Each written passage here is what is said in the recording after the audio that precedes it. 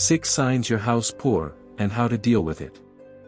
Being house poor means your home's mortgage, maintenance, tax, and other ownership liabilities are too expensive for you. This can set you back financially in other areas, such as saving for retirement, paying other loans, or having to skimp in other areas of your life.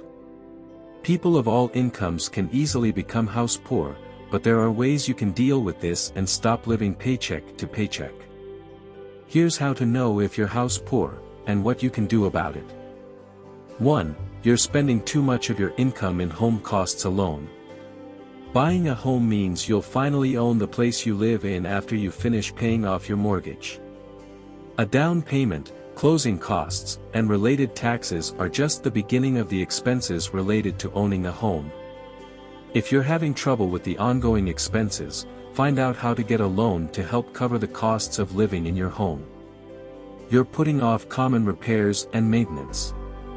All the money you're spending just to keep your home and utilities covered may be getting in the way of needed repairs and maintenance.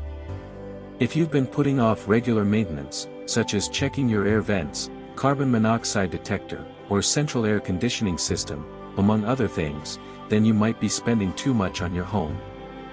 2. You use a credit card to pay for emergency expenses.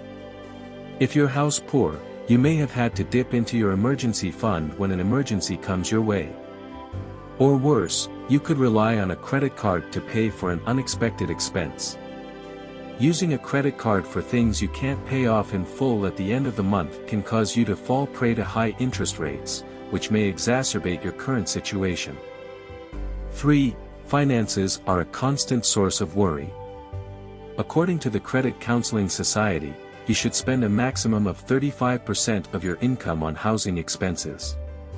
This should cover everything related to your home, utilities, mortgage, property taxes, and other common expenses, such as homeowners association fees, if applicable. Spending more than this percentage can cause you to make painful budget adjustments and may even lead to financial stress. 4. You can't spend much on experiences. The diminished discretionary income associated with being house poor also means you'll have less to spend on living your life. Going to restaurants, museums, or taking vacations may start to seem unrealistic for you. 5. Your debt load is high.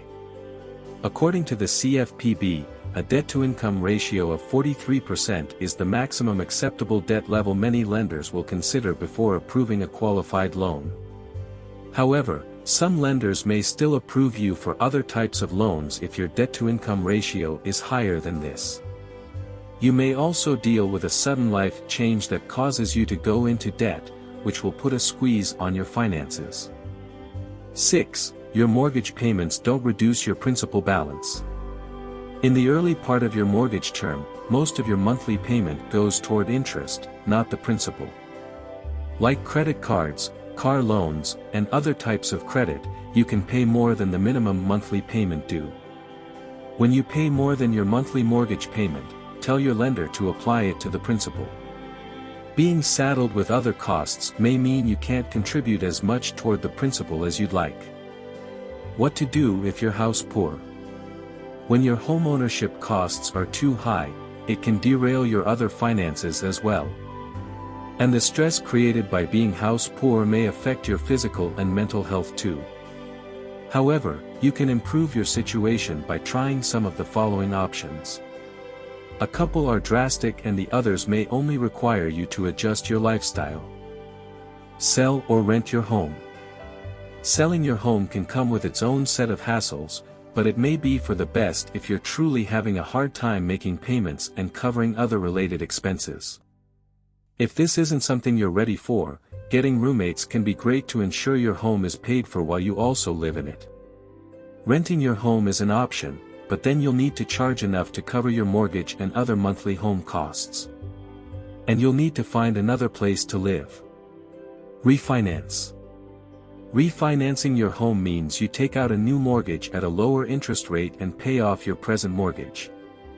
You'll need to read your current mortgage terms, assess your plans, and figure out your home's most recent market value in order to see if this is right for you. Get a loan estimate quote and make sure any refinancing package you're offered will help you meet financial goals, such as decreasing your interest rate so you can make reduced payments. Take on a side gig or part-time job. Take stock of your situation and see if you can find other sources of income so you can decrease your financial strain. A weekend job or side gig doing something easy, such as dog walking, plant sitting, or using a marketable skill you have, may be just what you need to stay afloat and see improvement in your finances. Check out this list of legit ways to make extra money for ideas. Tweak your spending habits. Looking at your spending habits may also help you get back on track financially and make the cost of home ownership more manageable. The Consumer Federation of America suggests saving your bonuses or tax refunds, using only ATMs associated with your bank, and using your local library instead of buying books at their full price.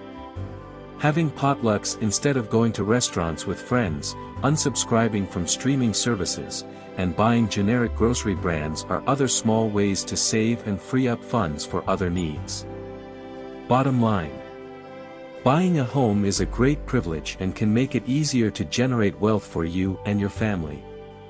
But unexpected costs of owning a home can put a damper on some of your financial goals. Take steps to prevent being house poor by creating a sensible budget and checking out some of the best mortgage lenders. This way, you'll have a financial plan and be able to trust that you'll get the best deal on your mortgage. Well, thank you so much for watching.